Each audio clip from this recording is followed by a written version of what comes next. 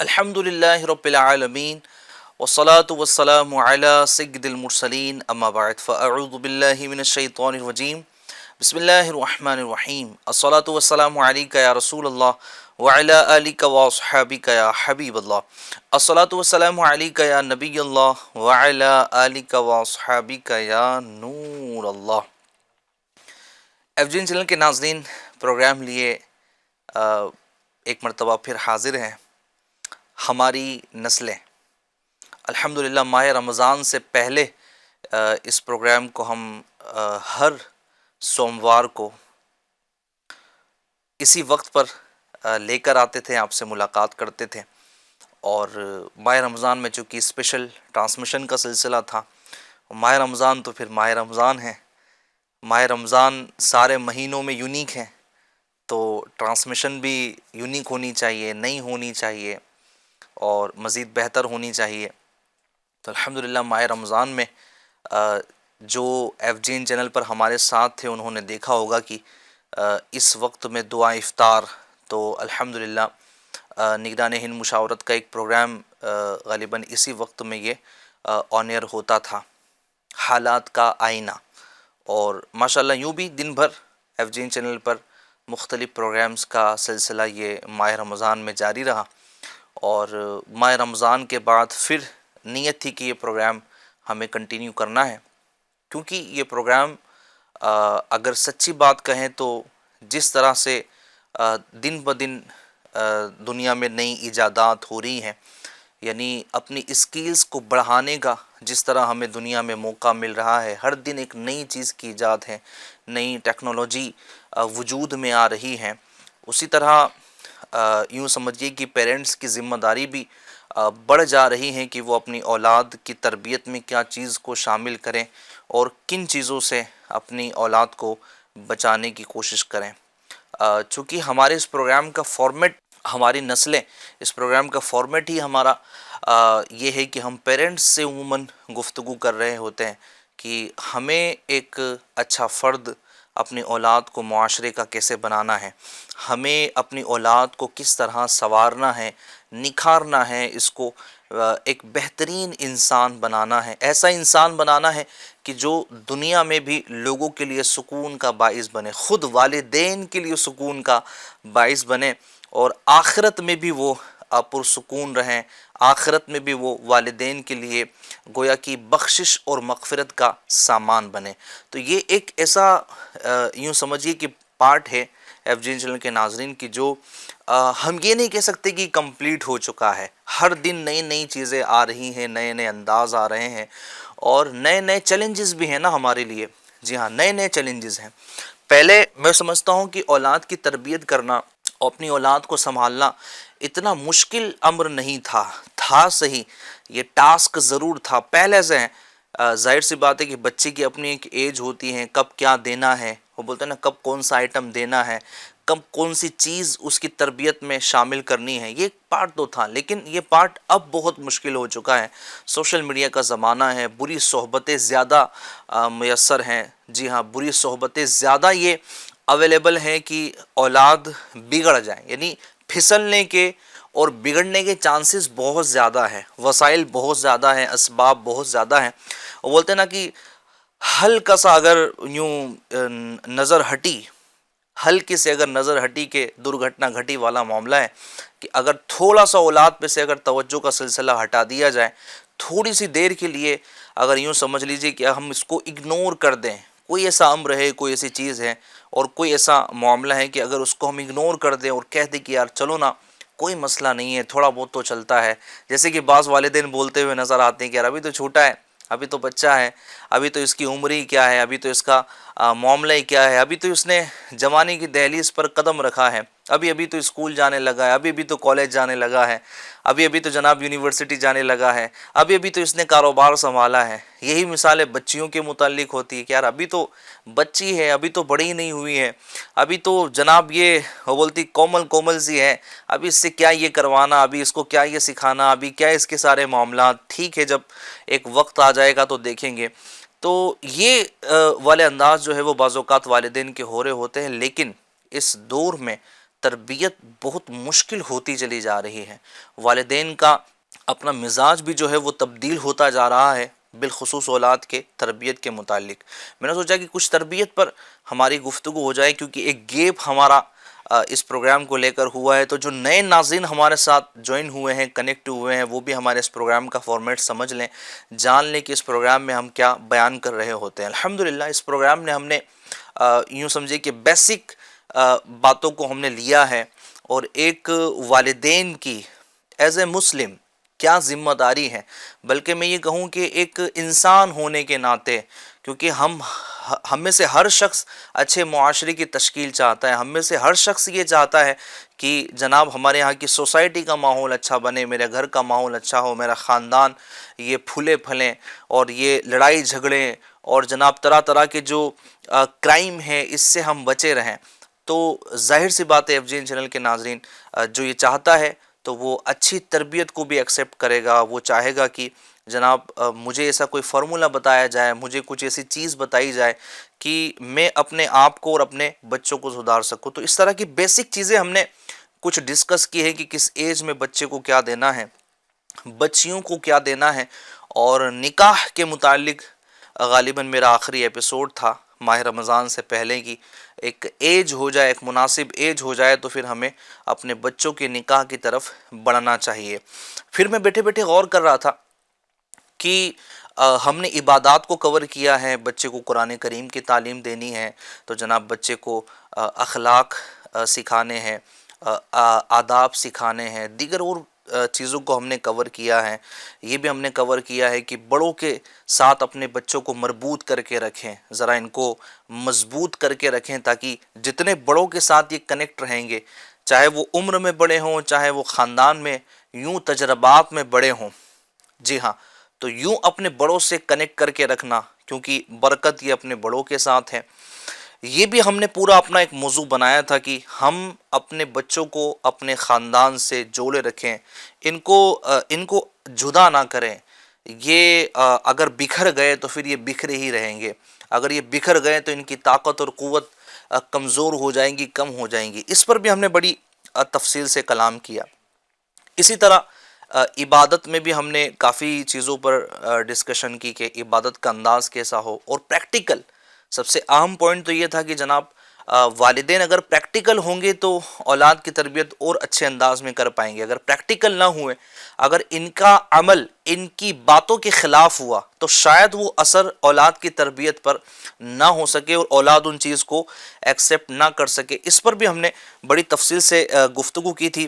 گزارش کروں گا کہ جو نئے ناظرین ہیں وہ چاہیں تو یوٹیوب کی پلے لسٹ میں جائیں اور اس پروگرام کی پلے لسٹ میں جا کے آپ مختلف جو ہمارے ایپیسوڈز ہوئے ہیں اس کو سنیں، اس کو اپنے نصاب میں شامل کر لیں. جو پیرنٹس ہیں اگر وہ اس کو اپنے نصاب میں شامل کر دیں، فرسٹ ایپیسوڈ سے اگر سنیں، چند ایپیسوڈز آپ سنیں گے تو انشاءاللہ الکریم آپ کو احساس ہوگا، آپ کو معلوم ہوگا کہ آخر اولاد کی تربیت یہ کتنی اہم ہے اور اولاد کی تربیت کرنا کتنا ضروری ہے. آگے بڑھنے سے پہلے آج کے ٹاپک کے متعلق میں گفتگو کروں.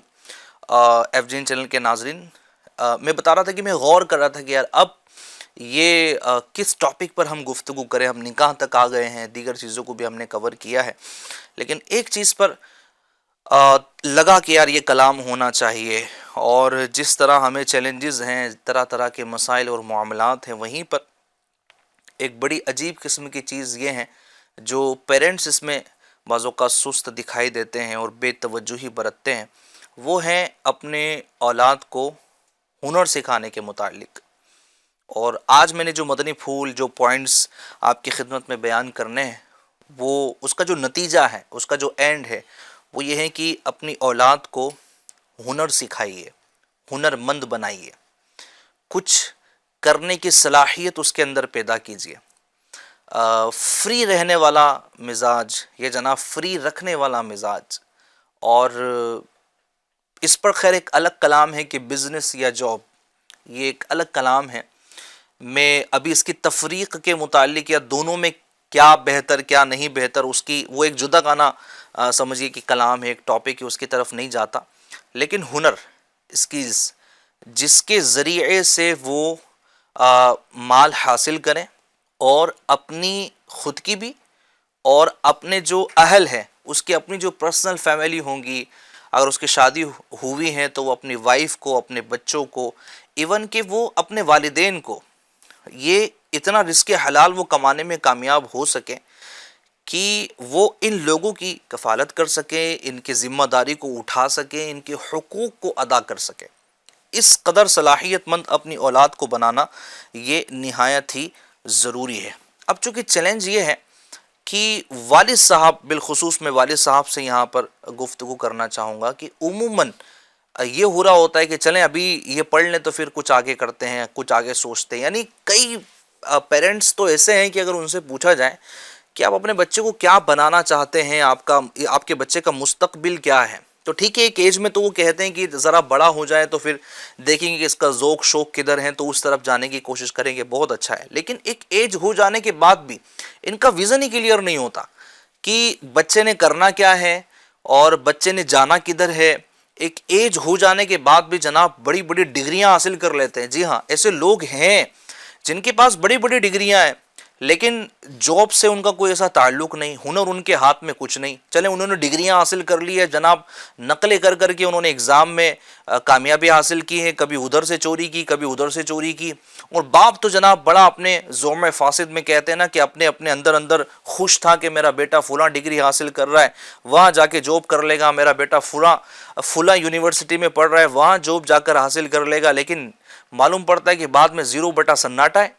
یہ بھی ایک المیہ ہے ہمارے سمجھے کہ معاشرے کا۔ اللہ پاک رحمت کی نظر فرمائے اور عافیت والا معاملہ فرمائے۔ تو جس موضوع پر میں گفتگو کرنے لگا ہوں یہ بڑا اہم ہے، اور جن پوائنٹس کی طرف میں توجہ دلا رہا ہوں اگر اس پر غور کیا جائے تو ہم بہت سارے معاملات میں رسوا ہونے سے بچ سکتے ہیں۔ جی ہاں، یہ بے ہنری نا بہت بڑی رسوائی کا سبب ہے، بہت بڑی رسوائی کا سبب ہے۔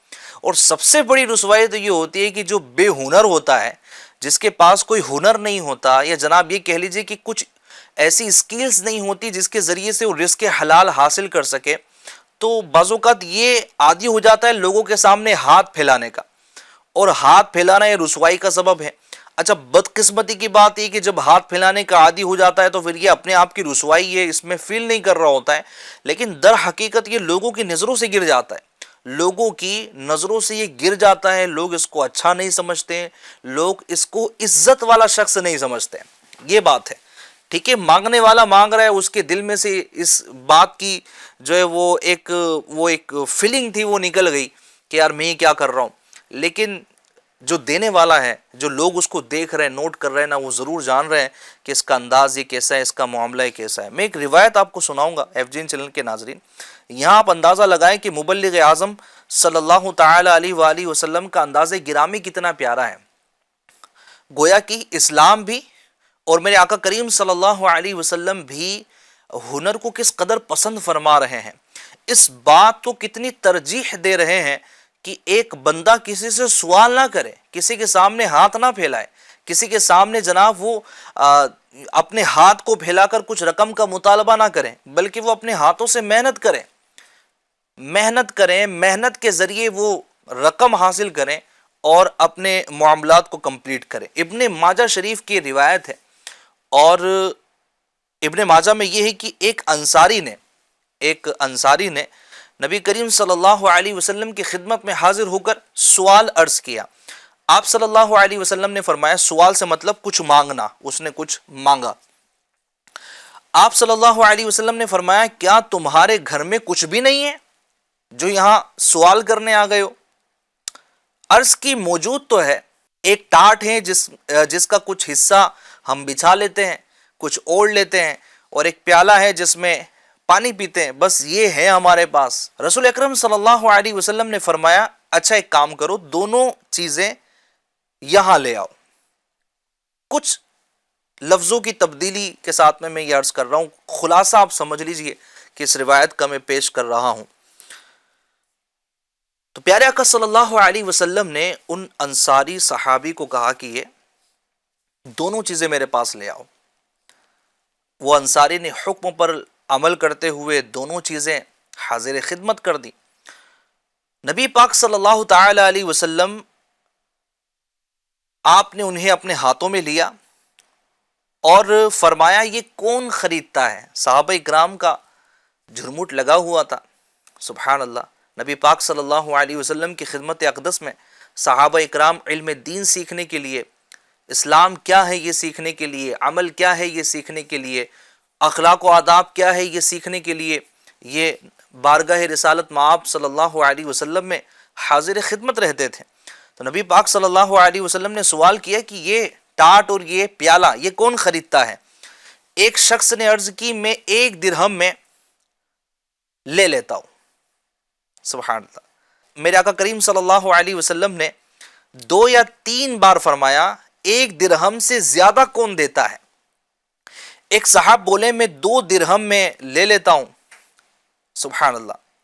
دونوں چیزیں میرے آقا کریم صلی اللہ علیہ وسلم نے ان کو دے دی اور یہ فرمایا کہ بازار جاؤ، 1 درہم کا غلہ یعنی راشن خرید کر گھر میں دے دو اور دوسرے درہم سے کلہاڑی خرید کر میرے پاس لے آؤ. نبی پاک صلی اللہ علیہ وسلم کی خدمت میں وہ کلہاڑی لائے. آپ صلی اللہ علیہ وسلم نے اپنے دستے اقدس سے اس پر دستہ ڈالا اور فرمایا جاؤ لکڑیاں کاٹو اور بیچو اور اب میں تمہیں 15 دن تک نہ دیکھوں. پھر وہ انصاری لکڑیاں کاٹتے اور بیچتے رہے. دوبارہ نبی پاک صلی اللہ علیہ وسلم کی خدمت میں حاضر ہوئے تو 10 درہم کما چکے تھے. مدینے کے تاجدار صلی اللہ علیہ وسلم نے ان سے ارشاد فرمایا چند درہم سے غلہ یعنی راشن خریدو اور کچھ کا کپڑا. پھر فرمایا یہ اس سے بہتر ہے کہ قیامت کے دن سوال تمہارے منہ پر چھالا ہو کر آتا. نبی پاک صلی اللہ علیہ وسلم نے گویا ہنر ان کو بتایا. نبی پاک صلی اللہ علیہ وسلم نے ان کو اس بات کا احساس دلایا کہ مانگنے سے بہتر یہ ہے کہ بندہ اپنی محنت سے مال کمائے، اور یہ فرمایا کہ یہ اس سے بہتر ہے یعنی تمہارا محنت کرنا، تمہارا یہ کلہاڑی خریدنا، لکڑیاں کاٹنا، اس کو بیچ کر رقم حاصل کرنا، کہ اس سے بہتر ہے کہ یہ سوال جو تم کر رہے تھے، یہ سوال تمہارا کرنا یہ تمہارے منہ پر چھالا بن کر آتا. یعنی یہاں 2 چیزیں جو ایک واضح ہیں، اور دوسرا یہ کہ جو لوگ بار بار سوال کرنے کے عادی ہوتے ہیں، انہوں نے محنت نہیں کرنا ہوتی ہے، انہوں نے جناب اپنے ہاتھ نہیں چلانے ہوتے ہیں، انہوں نے صرف لوگوں سے سوال کرنا ہوتا ہے. اب بھائی 200 اس سے لے لیتا ہوں، آج کا کام چل جائے گا. 500 اس سے لے لیتا ہوں، آج کا جناب میرے سالن کا کام ہو جائے گا، چند کلو آٹا آ جائے گا. 500 اس سے لے لیے، 300 اس سے لے لیے، لے لے لے لے لے کر جناب پھر جو ایک لوگوں کے جو کالز کا اور میسیجز کا جو اس کے ہجوم ہوتا ہے اس کے موبائل میں اور واٹس ایپ میں، پھر اس کا غائب ہو جانا وہ ایک الگ ہوتا ہے. جناب اس سے بھی لے لیا، اس کو منہ نہیں دکھانا، اس سے لے لیا، اس کو منہ نہیں دکھانا. پھر یہ جنہوں نے دیا ہے پھر یہ آپس میں ملاقات کرتے ہیں، یار پیسے دیتا ہی نہیں ہے، وہ بولتا ہے یار پیسے دیتا ہی نہیں ہے. اچھا یہ جناب یہ کل پہ کل ٹالتا رہے، باتیں کرتا رہے. یعنی کتنی غلط بات ہے یہ، کتنا ایک عجیب سمجھے کہ ایک ماحول اور ایک اخلاق ہے، ایک کردار ہے کہ ہر بندہ مل رہا ہے بھائی میرے پیسے کب دے گا، دوسرا بندہ مل رہا ہے بھائی میرے پیسے کب دے گا. ادھر کا پڑوسی دیکھے تو پیسے مانگتا ہے، ادھر کا پڑوسی پیسے مانگتا ہے. بچا تو اوپر والے پڑوسی سے بھی لے لیا. ٹھیک ہے جی. اچھا ہوا کہ جو جن کو دفن کر دیا گیا ہے، جو مردے ہیں، ان کے پاس رقم نہیں ہے یا وہ دینے کی صلاحیت یوں بظاہر نہیں رکھتے کہ جناب اس کو نکال کر دے دیا، ورنہ قبر والوں کو بھی نہ چھوڑتا. بڑی معذرت کے ساتھ بعض لوگ اس قدر مانگنے کے عادی ہوتے ہیں، اس قدر مانگنے کے عادی ہوتے ہیں کہ کسی کو نہیں چھوڑتے. اسکیم کرتے ہیں، فراڈ جناب ہو رہا ہے، میرے بیلنس ڈلوا دیجئے جناب، بڑی مجبوری میں ہوں، میرے ساتھ ایسا کر دیجئے، مجھے دوائیوں کے پیسے دے دیجئے، میرے جناب گھر میں بچے کا آپریشن اس کے پیسے دے دیجئے. اس سے اپنا گھر چلا رہے ہوتے، اپنے معاملات کو چلا رہے ہوتے. تو یہ سوال کرنا ایک مسلمان کے لیے تو بالکل بھی درست نہیں ہے. ٹھیک ہے، کچھ ایسے معاملات ہیں کہ سوال کرنے کی اجازتیں ہیں، لیکن اس کی کنڈیشنز ہے، اس کی سچویشن ہے، اس کے احکام جدا ہے، اس کے معاملات جدا ہے. ہمیں علماء سے اس کے متعلق سوال کرنا ہوگا کہ میرے لیے کب سوال کرنا، کب کس سے قرض لینا میرے لیے درست ہے. اگر نہ ہو تو پلیز خودداری اپنائیے. خودداری اپنانے کے ساتھ ساتھ اپنی اولاد کو خوددار بنائیے. یار اپنی اولاد کو کیا سکھا کر جا رہے ہیں ہم؟ صرف سوال کرنا. ابا کا انداز بھی ایسے ہی کہ وہ سوال کرتے رہتے ہیں، آج اس سے لیا، آج اس سے لیا ہے. اولاد بھی وہی سیکھ رہی ہوتی ہے. یہ جناب ابا جس طرح فری ہے میں نے بھی فری رہنا ہے، والد صاحب کوئی کام نہیں کرتے میں نے بھی کوئی کام نہیں کرنا ہے. تو اس طرح کی جو تربیت ہے، اس طرح کا جو مائنڈ ہے، یہ ڈیولپ ہو رہا ہوتا ہے اور اس کے نقصان معاشرے میں پڑ رہے ہوتے ہیں کہ ہمارے معاشرے کا 1% ایسا بھی ہے جو صرف سوال پر ڈیپینڈ ہے، ان کو محنت نہیں کرنی ہے، ان کو کاروبار نہیں کرنے۔ جب بھی ان سے جناب محنت کی اگر بات کی جائے تو وہ جناب مجھ سے محنت نہیں ہوتی۔ آج کل کام کاجی کہاں ہے، آج کل جناب بے روزگاری اتنی زیادہ ہے، آج کل تو کوئی انکم سورس رہا ہی نہیں ہے۔ ارے جناب اپنے گھر سے باہر تو نکلیے، آپ اپنے نیوز پیپر سے باہر تو آئیے، 4 دیواریں سے باہر آ کر دیکھیں تو صحیح دنیا کتنی بڑی ہے۔ آپ ہاتھ جناب چلائیں تو صحیح۔ وہ بعض شہروں کے متعلق مشہور ہے کہ اگر مٹی بیچنے کے لیے بیٹھو نا تب بھی بک جائیں گی۔ آپ باہر نکلیں، آپ کو کس نے کہا کہ آپ کو جناب ڈائریکٹلی جو ہے وہ بڑی بڑی فیکٹریوں کی ایجاد کرنی ہے، یا جناب کوئی بڑا ہی آپ کو کام کرنا ہے کہ آپ ڈائریکٹ یہاں سے بیٹھیں تو آپ نے چاند پہ ہی پہنچ جانا ہے؟ ایسا نہیں ہوتا۔ آپ آغاز کریں۔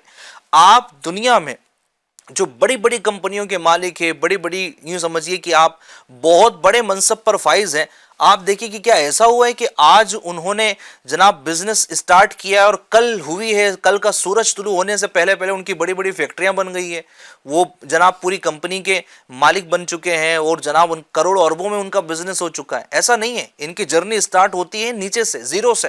یہ محنت کرتے ہیں، کچھ تھوڑا بہت انویسٹ کیا ہے انہوں نے، اور جناب ان کے ساتھ میں کبھی کبھی معاملات بھی ہوتے ہیں، دن رات لگنے کے بعد میں پھر جا کے یہ کامیابی مل رہی ہوتی ہے، جہاں پر یہ سکون سے آج بیٹھے ہوتے ہیں اور جناب ان کی کئی ورکرز کام کر رہے ہوتے ہیں اور یہ یوں پروفٹ لاکھوں کروڑوں کا نکال رہے ہوتے ہیں۔ یہ ایسا ہی نہیں ہو جاتا کہ دوسرے دن جناب یہ بس انہوں نے بزنس اسٹارٹ کیا اور ان کو یہ ساری کی ساری کامیابی مل گئی۔ آپ اسٹارٹ تو لیجئے، آپ آغاز تو کیجئے، اللہ پاک برکت دینے والا ہے۔ اگر حلال رزق کمانے کے لیے آپ نکلے ہیں اور اگر محنت کے ساتھ، اچھی نیت کے ساتھ اگر آپ نکلے ہیں تو انشاءاللہ الکریم آپ کو اللہ نے چاہا تو اس کا فائدہ حاصل ہوگا، اللہ پاک کامیابی اور کامرانی عطا فرمائے گا۔ تو میں والدین سے ریکویسٹ کروں گا کہ اپنی اولاد کو ہنرمند بنائیے، پلاننگ کیجئے۔ جس طرح دیگر چیزوں کی پلاننگ ہو رہی ہوتی ہے نا، تو یہ سوچئے کہ اس کا مستقبل کہاں ہے، ہم اس کو رسوا ہونے سے کیسے بچائیں۔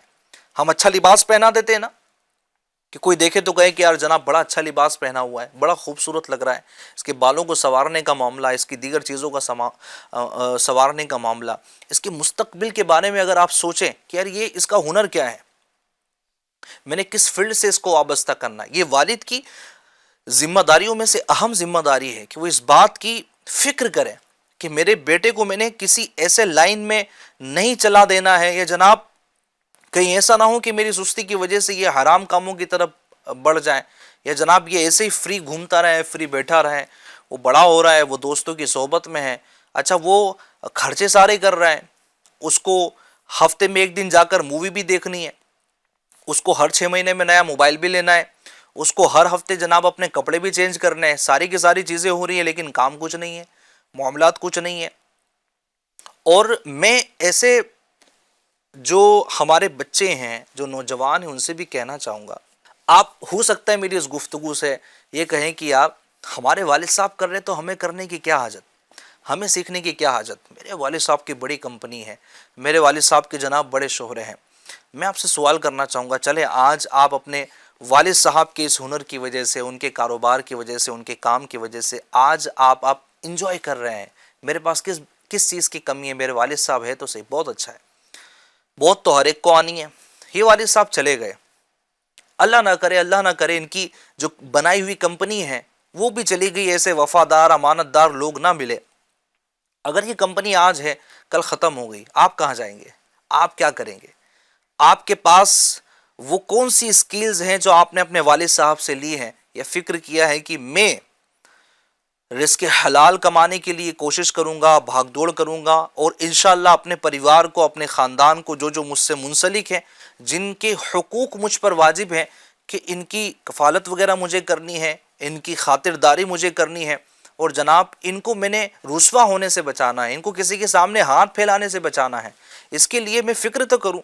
اسلام کتنا بہترین دین ہے، ایف جی این چینل کے ناظرین، کتنا بہترین دین ہے کہ اسلام نے یہ تعلیم دی ہے کہ بندہ صدقہ کتنا کر سکتا ہے۔ فرمایا کہ صدقہ اتنا ہی کرے کہ جس کے کرنے کے بعد اتنی رقم اس کے پاس ہونا، یعنی اتنا کوئی صدقہ کر دے کہ سب کچھ ہی دے ڈالا، ٹھیک ہے، سب کچھ دے ڈالا۔ اور معلوم پڑا کہ اب اس کے گھر والے ہی جناب سوال کرنے کے لیے نکلے ہوئے ہیں کہ جناب ہمارے پاس کھانے کو کچھ نہیں ہے۔ وہ جناب آپ باہر صدقہ تو خیرات کر رہے ہو اور گھر والے جو ہے وہ بھوکے ہیں، گھر والوں کے پاس کھانے کا انتظام نہیں ہے، گھر والوں کے پاس پہننے کا انتظام نہیں ہے، تو پھر یہ درست نہیں ہے۔ اسلام کی یہ تعلیم ہے۔ وہ توکل کا ایک نیکسٹ لیول ہوتا ہے کہ انسان کا توکل یہ ہو جاتا ہے کہ جناب ابھی کا میں نے کھایا ہے، رات کو میرا رب انتظام فرما دے گا۔ وہ توکل کا ایک نیکسٹ لیول ہے۔ لیکن اسلام کے احکام اپنی جگہ پر ہیں کہ بندہ ایسا بھی نہ ہو کہ اتنا راہ خدا میں خرچ کر دے کہ خود دوسروں کا محتاج ہو جائے، اتنا تو رہے کہ کم از کم اپنے گھر والوں کی بھی کفالت کر سکے۔ آپ حج کے معاملات کو دیکھ لیں تو آپ یہ تفصیل علماء سے سنیں گے کہ حج کس پر فرض ہے۔ اتنی اس کے پاس جناب رقم ہو، انہیں شرطوں میں سے ایک شرط یہ ہے کہ اتنی رقم ہو کہ وہ ارکان حج ادا کر لیں، اور اپنے اہل و عیال کے لیے اتنی رقم تو ہو کہ وہ اس کے پیچھے اپنی جو معاملات ہیں اس کو کمپلیٹ کر سکے۔ ورنہ معلوم پڑا کہ جناب حاجی صاحب تو یہ شخص تو حاجی بننے کے لیے گئے ہیں، حاجی صاحب جناب دوسرا حج کرنے کے لیے گئے، اور یہاں پر بچے پریشان ہیں، ان کے کھانے پینے کے لیے کوئی معاملات نظر نہیں آ رہے، ان کی وائف جناب گھوم رہی ہیں کہ میرے پاس کھانے پینے کو نہیں ہے، یا اس پر قیاس کر لیں کوئی بھی اس طرح کی پرابلم ہو کہ وہ خود دوسروں کے محتاج ہو گئے، تو اسلام اس بات کی اجازت نہیں دیتا کہ بندہ اپنے آپ کو اتنا یوں سمجھے کہ راہ خدا میں خرچ کے معاملے میں آگے بڑھ جائیں کہ اس کے گھر والے اس کے پیچھے محتاج ہو جائیں۔ یہ اسلام کی تعلیم ہے۔ اسلام نے ہمیں رسوا ہونے سے بچایا ہے، اور اس بات کی تاکید کی ہے کہ ہم ایسے اعمال کرنے سے بچیں کہ جس میں ہم اپنے آپ کو تہمت کی جگہ کھڑا کریں، یا پھر ہم اپنے آپ کو رسوائی کی جگہ کھڑا کریں۔ تو جو اولاد ہے، میں گفتگو یہی کر رہا تھا کہ آج بیٹا والد صاحب کا یوں سمجھیے کہ کاروبار ہے، بزنس ہے، لیکن یہ کل نہ رہا، اللہ نہ کرے یہ سارا بوجھ آپ پر آ گیا تو پھر آپ کیا کریں گے؟ تو سمجھدار لوگ ہوتے ہیں، سمجھدار بچے ہوتے ہیں، سمجھدار میں نے وہ نوجوان ہوتے ہیں کہ جو اپنے والد صاحب کے ساتھ رہ کر، یا والد صاحب کے ساتھ کنیکٹ ہو کر، ان کی باتوں کو سمجھ کر کے، سن کر کے وہ ایک اچھی لائن اپنانے کی کوشش کرتے ہیں۔ اب اس کی مثال میں انبیاء کرام علیہم الصلوۃ والسلام کی زندگی مبارکہ سے FGN چینل کے ناظرین آپ کو دینا چاہوں گا۔ آپ کہیں گے کہ اللہ پاک کے انبیاء اور رسول اعظام یہ کس لیے دنیا میں تشریف لائے ہیں؟ چلے میں آپ سے سوال کرتا ہوں، آپ ہی بتائیں کس لیے تشریف لائیں؟ ڈیفینیٹلی یہ انبیاء کرام علیہم الصلوۃ والسلام دنیا میں تشریف لائیں تاکہ لوگوں کو اللہ پاک کی طرف بلائیں، ہدایت کا راستہ دکھائیں، اندھیروں سے اجالوں کی طرف ان کو منہ کریں، اندھیرے سے اجالے کی طرف ان کو لے جائیں، ان کو روشنی دکھائیں، ہدایت کا نور دکھائیں، ان کو جناب اللہ تبارک و تعالیٰ کی اطاعت کی طرف ابھاریں، ان کو اللہ تبارک و تعالیٰ کی نافرمانی سے بچائیں۔ یہی اللہ پاک کے پیغمبر، اللہ پاک کے پیغام کو اللہ پاک کے بندوں تک پہنچانے کا کام کرنے والے، ان کی ذمہ داری تو یہ۔ لیکن آپ دیکھیں انہوں نے بھی اپنی زندگی میں یہ میسج دیا ہے، پریکٹیکل کر کے میسج دیا ہے کہ ہمیں عبادتیں بھی کرنی ہے، ہمیں ریاضتیں بھی کرنی ہے، ہمیں نیکی کی دعوت کا حکم بھی دینا ہے، برائی سے منع بھی کرنا ہے، لیکن ساتھ ساتھ میں انہوں نے اپنی زندگی میں کچھ پیشے بھی اختیار کیے، کاروبار اختیار کیا، کام کاج کو انہوں نے اپنے ذمے لیا اور اپنے گھر والوں کی کفالت کی۔ یہ ان کا انداز گرامی ہوا کرتا تھا۔ حضرت آدم علیہ الصلوۃ والسلام کے متعلق یہ لکھا ہے کہ حضرت آدم علیہ الصلوۃ والسلام یہ کھیتی باڑی کا یہ کام کیا کرتے تھے۔ جو ہمارے کسان لوگ ہوتے ہیں، کھیتی باڑی کرتے ہیں، تو حضرت آدم علیہ الصلوۃ والسلام کا جو کام تھا وہ کھیتی باڑی کا تھا، اور یہ لکھا بھی گیا ہے کہ آپ پہلے انسان تھے جنہوں نے زمین پر کھیتی باڑی کا کام کیا ہے۔ اسی طرح حضرت نوح علیہ الصلوۃ والسلام اولو العزم انبیاء میں سے ہے نا، آپ اللہ پاک کے رسول ہیں، نبی بھی ہیں، رسول بھی ہیں، آپ ایک نئی شریعت لے کر آئیں۔ تو حضرت نوح علیہ الصلوۃ والسلام بھی یہ یوں سمجھے کہ کشتی بنانے کا اور لکڑیوں کا ایک کارپینٹر ہوتا ہے، اس طرح کا آپ علیہ الصلوۃ والسلام یہ کام کاج کیا کرتے تھے۔ حضرت نوح علیہ الصلوۃ والسلام کتنے سال تک انہوں نے زندگی گزاری ہے، کتنے سال تک انہوں نے یوں سمجھے کہ لوگوں کو اللہ تبارک و تعالیٰ کی اطاعت کا حکم دیا ہے، برائی سے منع کیا ہے، اللہ تبارک و تعالیٰ کے ایک ہونے، اللہ تبارک و تعالیٰ کے خدا ہونے کی انہوں نے جو دعوت دی ہے، اس کے ساتھ ساتھ میں انہوں نے یہ پیشہ بھی اختیار کیا ہے۔ حضرت ابراہیم علیہ الصلوۃ والسلام کے متعلق لکھا ہے کہ آپ بہترین اور ماہر معمار تھے۔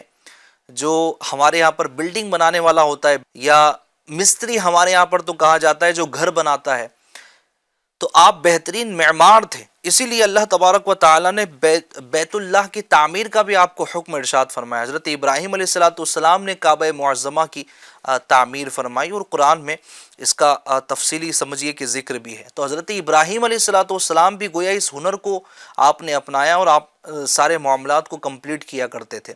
اسی طرح حضرت یوسف علیہ السلام کے یوں سمجھے کہ کاروبار کا ذکر ہے. حضرت داؤد علیہ السلام کے متعلق ہے کہ آپ لوہاری جو ہوتے ہیں، لوہے سے مختلف چیزیں بنانے کا جو سلسلہ ہوتا ہے، تو حضرت داؤد علیہ السلام کا یہ پیشہ تھا. حضرت سلیمان علیہ السلام کا پیشہ انتظامی امور اور سلطنت چلانے کا یوں سمجھیے کہ معاملات تھا. اور حضرت عیسیٰ علیہ السلام کے متعلق بھی لکھا ہے کہ آپ لکڑی وغیرہ کے کام یہ کیا کرتے تھے. اور یہ تو سارے انبیاء، یعنی سارے انبیاء میں سے کچھ نبیوں کے میں نے نام لیے ہیں، کچھ انبیاء اکرام علیہ السلام کے نام شمار کروائے ہیں. اتنے بڑے بڑے ہمارے انبیاء اکرام علیہ السلام تھے. اولو العزم میں سے بھی کچھ انبیاء اکرام علیہ السلام کا میں نے ذکر کیا. اب ایف جی این چینل کے ناظرین، تمام انبیاء کے سردار میرے نبی کریم صلی اللہ علیہ وسلم، اللہ پاک کے آخری نبی صلی اللہ علیہ وسلم، انہوں نے اپنی زندگی میں کیا کیا؟ آپ نے سیرتوں میں پڑھا ہے اور سنا ہے بارہا کہ آپ بکریاں چرایا کرتے تھے. آپ نے گویا کہ یہ رحم و کرم فرمایا ان بکریوں پر، اور یوں کہہ لیجئے کہ اس قبیلے پر، ان لوگوں پر، کہ آپ کو آپ کے ذریعے سے یہ سارے کے سارے ماشاءاللہ کام ہوئے. ان کو یہ سعادت ملی کہ نبی پاک صلی اللہ علیہ وسلم نے ان کی بکریوں کو چرایا. تو بچپن میں آپ نے بکریاں چرائی. پھر جب آپ کی ایک ایج ہوئی تو باقاعدگی کے ساتھ نبی پاک صلی اللہ علیہ وسلم نے تجارتی قافلوں میں سفر فرمایا. تجارتی قافلوں میں آپ نے سفر فرمایا. آپ کپڑے کی تجارت فرمایا کرتے تھے. تو نبی پاک صلی اللہ علیہ وسلم بھی جوانی کی دہلیز پر ہی آتے ہوئے یہ کپڑوں کی تجارت فرما رہے ہیں، اور جناب مختلف ممالک کی طرف آپ جا رہے ہیں اور تجارت فرما رہے ہیں. حضرت خدیجہ الکبریٰ رضی اللہ تعالی عنہا کا تو یہ مشہور واقعہ ہے کہ آپ بہت بڑی کپڑوں کی تاجرہ تھی، اور چونکہ نبی پاک صلی اللہ علیہ وسلم کے صدق و امین ہونے کے متعلق یہ پورے کے پورے شہر میں شہرہ تھا، تو یہ تجارتی قافلے میں ایک مرتبہ نبی پاک صلی اللہ علیہ وسلم حضرت خدیجہ الکبریٰ رضی اللہ تعالی عنہا کا بھی یہ ساز و سامان جو فروخت کرنے کے لیے تھا، وہ کپڑے تھے، آپ لے کر اس کو گئے. حضرت خدیجہ الکبریٰ رضی اللہ تعالی عنہا نے غلام بھی آپ صلی اللہ علیہ وسلم کے ساتھ کیا تھا. پورا تفصیلی واقعہ ہے. آپ جانتے ہیں کہ نبی پاک صلی اللہ علیہ وسلم نے یہ پوری تجارت کا معاملہ فرمایا. یہ سب کیا تھا؟ یہ سب کیا تھا؟ سیرت نگاروں نے حکمت لکھی ہے. نبی پاک صلی اللہ علیہ وسلم نے جو بکریاں چرائی ہیں، آپ صلی اللہ علیہ وسلم نے جو کپڑوں کی تجارت کی ہے، اور اتنے انبیاء کرام علیہ السلام نے جو پیشے اختیار کیے ہیں، اس کا ایک واحد میسج یہ ہے، ایک اس کی واحد وجہ یہ ہے، یہ بتانا چاہتے تھے پریکٹیکل کر کے کہ بہترین رزق وہ ہے جو بندہ اپنے ہاتھوں سے کمائے. بہترین رزق ہے جو بندہ اپنے ہاتھوں سے کمائے. اللہ پاک محنت کرنے والے مومن بندے کو پسند فرماتا ہے. اللہ پاک محنتی مرد کو پسند فرماتا ہے. بلکہ ایک مرتبہ تو یوں ہوا کہ کچھ صحابہ اکرام علیہم رضوان یہ نبی پاک صلی اللہ علیہ وسلم کی خدمت میں حاضر تھے. ایک ہٹا کٹا نوجوان یہ قریب سے گزرتا ہے.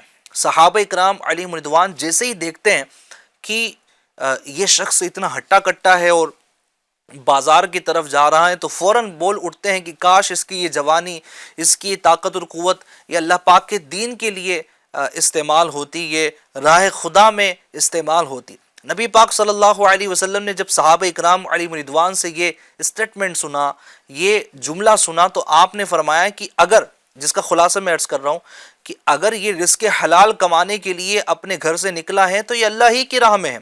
اگر یہ رزق حلال کمانے کے لیے نکلا ہے کہ یہ اپنے والدین اور اپنے اہل و عیال کی کفالت کرے گا، تو اس کا یہ بازار جانا، یہ رزق حلال کمانا اور یہ سارا بھاگ دوڑ کرنا، فرمایا کہ یہ اللہ ہی کی راہ میں نکلنے کی طرح ہے، یہ اللہ ہی کی راہ میں ہے. تو گویا جو رزق حلال کے لیے کوشش کرتا ہے، محنت کرتا ہے، بھاگ دوڑ کرتا ہے، الحمدللہ وہ راہ خدا ہی میں ہے اور اس کو اس کا ثواب بھی مل رہا ہوتا ہے. تو دین نے اس کو پروموٹ کیا ہے. جو ضرورت اس بات کی ہے کہ جو پیرنٹس مجھے سن رہے ہیں، بالخصوص جو والد مجھے سن رہے ہیں، میں گزارش کروں گا کہ اپنے بچوں کو ہنرمند بنائیے، آج تو کمپٹیشن کا زمانہ ہے اور حالات ایسے ہو چکے ہیں کہ کوئی بھی نیا کام آتا ہے تو اس کے ایکسپرٹس دنیا میں پیدا ہونا اسٹارٹ ہو جاتے ہیں. کمپٹیشن ہے اور جناب ٹیکنالوجی بہت ترقی پر ہے. آئے دن یوں سمجھے کہ کوئی ایک نیا پروجیکٹ دنیا میں آتا ہے اور اس کے 10 طرح کے طریقے کام کرنے کے نکل جاتے ہیں. کبھی کوئی اپلیکیشن آ جاتی ہے, کبھی کوئی لنک آ گئی ہے, کبھی کچھ ٹولز آ گئے ہیں. اس کو ایزی سے ایزی بنانے کے لیے, اس کو آسان سے آسان بنانے کے لیے نہ جانے کیسی کیسی پروڈکٹ یہ لانچ کر دی جاتی ہے. کمپٹیشن کے اس زمانے میں, بڑھتے ہوئے ٹیکنالوجی کے اس زمانے میں ضرورت اس بات کی ہے کہ ہم اپنے بچے کو ایک کریٹیو مائنڈ بنائیں, اس کو نئے نئے ہنر کی طرف بڑھائیں. گرافک ڈیزائنر ہے اور یوں سمجھیے کہ سافٹ ویئر انجینئر ہے. نئے نئے جو ہنر ہیں, نئے نئے جو اسکلز ہیں, جس طرف بچے کا رجحان ہے, جس طرف وہ دلچسپی رکھتا ہے, بس شرط یہ ہے کہ وہ حلال اور طیب ہونا چاہیے اور وہ کام جائز ہونا چاہیے. اگر وہ کسی کو دھوکے کے ذریعے حاصل ہوتا ہے, فراڈ کے ذریعے حاصل ہوتا ہے, وہ رزق حرام ہے, جو انکم آف سورس ہے, اگر وہ درست نہیں ہے, وہ جائز نہیں ہے, تو پھر یہ ہمارے لیے حد بندی ہے. تو بس معیار ہمارا یہی ہے ایف جی این چینل کے ناظرین کہ ہم اپنے بچوں کو ایسے ہنر کی طرف راغب کریں. آپ یہی اگر سوچتے رہ جائیں گے کہ جناب مجھے تو سمجھ نہیں آ رہا ہے کہ مجھے کرنا کیا ہے, تو آپ والد ہونے کی ذمہ داری کو تو ادا کریں. آپ اگر ہاتھ کھڑے کر دیں گے تو آپ کا بچہ کہاں جائے گا؟ کمپٹیشن کے اس زمانے میں, اس دور میں آپ کے بچے کو کون سہارا دے گا؟ جناب لوگ جو ہے وہ دیکھ کر ہنس دیتے ہیں. لوگ ہنسنے کے لیے فری ہیں اور بعض اوقات ہنر سکھانے کے لیے فری نہیں ہے. آپ والد ہیں, آپ فکر مند رہیے, آپ اس کی لائن بنائیے, آپ اس کو سہارا دیجئے. اچھا کچھ والد جو وہ ایسے ہوتے ہیں کہ اس طرح کے جو بچے ہوتے ہیں نا ایف جی این چینل کے ناظرین, اس طرح کے جو بچے ہوتے ہیں جو کچھ سیکھنا چاہتے ہیں, کچھ کرنا چاہتے ہیں, بعض اوقات والدین ہی کی طرف سے ان کی ہمت کو یوں سمجھے کہ پست کرنے کی کوشش کی جاتی ہے اور اس طرح کے جملے کہتے ہیں. دیکھیں آپ بھی اگر کبھی ہنر سیکھتے تھے تو آپ نے کچھ غلطیاں تو کی ہوں گی نا. ایسا تو نہیں کہ جناب کوئی بھی ہنر ہے, کوئی بھی اسکلز ہے, یہ ٹیبلٹ کھائی ہے, یہ سافٹ ویئر جناب انسٹال کیا ہے اور جناب کوئی ایسا سسٹم آئے کہ ہاتھوں ہاتھ یہ سیکھ لے گا. چانسز کم ہے, تھوڑا وقت لگتا ہے, بندہ گرتا ہے, پڑتا ہے. ہم بھی چلنا سیکھے تھے تو جناب ایسا ہی تھا نا کہ پہلے تھوڑا کھڑے ہوئے تھے, پھر گر جاتے تھے, پھر تھوڑا پراپر جناب جیسے تیسے قدم بڑھائیں اور پھر چلنا سیکھے ہیں, گرے ہیں, اٹھے ہیں, چلے ہیں. یہ سارا ابتدا میں سلسلہ چل رہا ہوتا ہے, کوئی بھی چیز اچانک سے حاصل نہیں ہو جاتی. اب جناب کسی نے اپنے بچے کو ہاتھ میں ہنر دیا کہ تجھے یہ کام کمپلیٹ کرنا ہے یا جناب یہ کر کے مجھے دکھانا ہے. اب آغاز کام ہے اور جناب آغاز باب ہیں اور آپ چاہیں گے بالکل پرفیکٹ کر دے. اگر اس نے کچھ غلطی کر دی یا اس کو نہیں سمجھ آ رہا یا جناب وہ سمجھنے میں کامیاب نہیں ہو رہا, ایک بار کیا, 2 بار کیا, 3 بار کیا, وہ کمپلیٹ نہیں کر پا رہا ہے, وہ آپ کو وہ ریزلٹ نہیں لا کر دے رہا ہے جو آپ کو چاہیے, تو please F G N channel کے ناظرین جو والد صاحبان مجھے سن رہے ہیں وہ اپنے بچے کو جناب یہ نہ کہے کہ یار تو کر نہیں سکتا ہے, نہ تجھ سے نہیں ہوگا, نہ تیرے بس کی بات نہیں ہے, نہ تجھ سے نہیں ہو سکتا ہے, تیرے لیے نہیں ہے, ایک دم بدھو ہے, بدھو, اسے تو سمجھ نہیں آتا ہے, پتہ نہیں کہاں مائنڈ لگا رکھتا ہے, اتنی بار بتا دیا پھر بھی ایک بات اس کو 10 بار بتانی پڑتی ہے.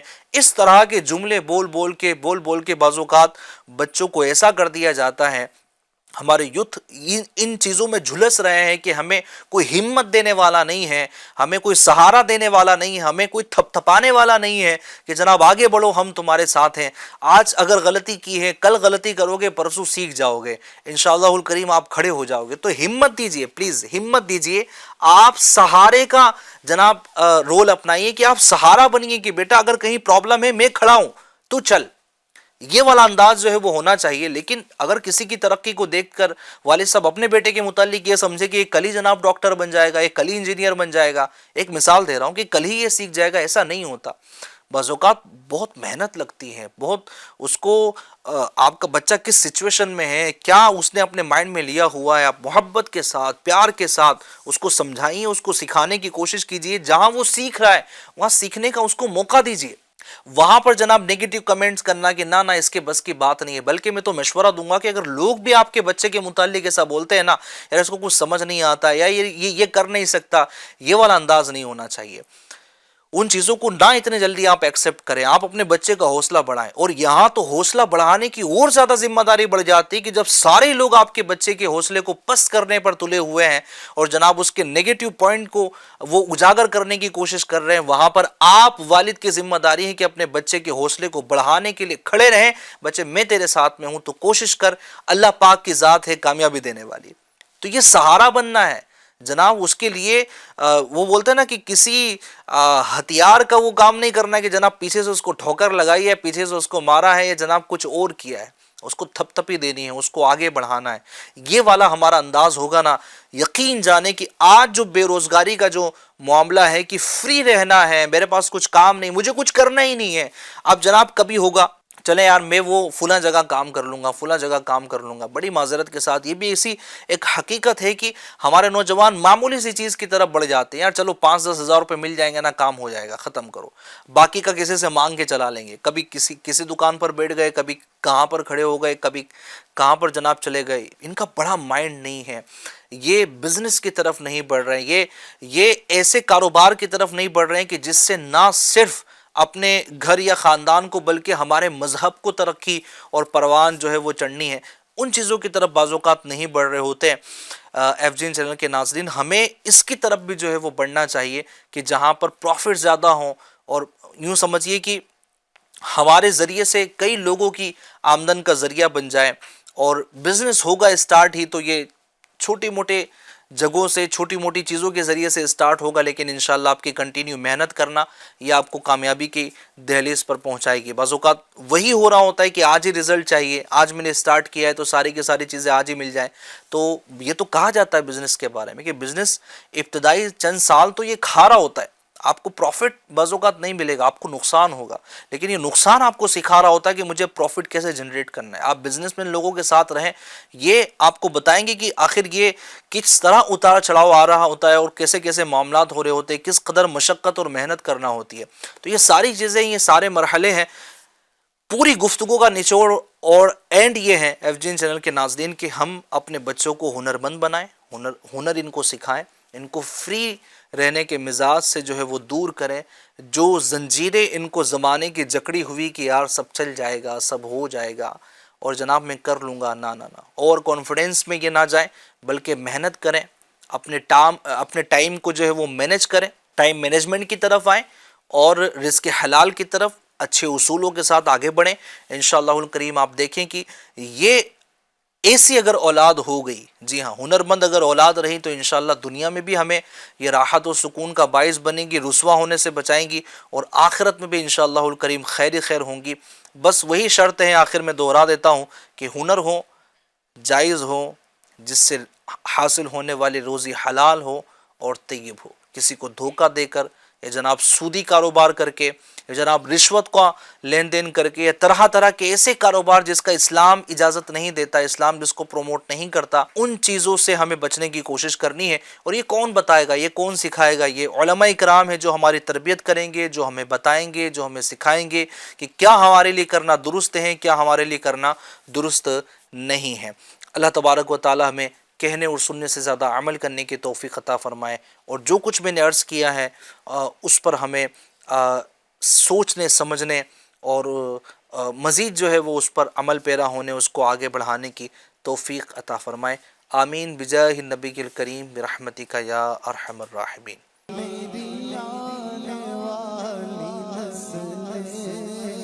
تیرے عشق ہی میں مجھ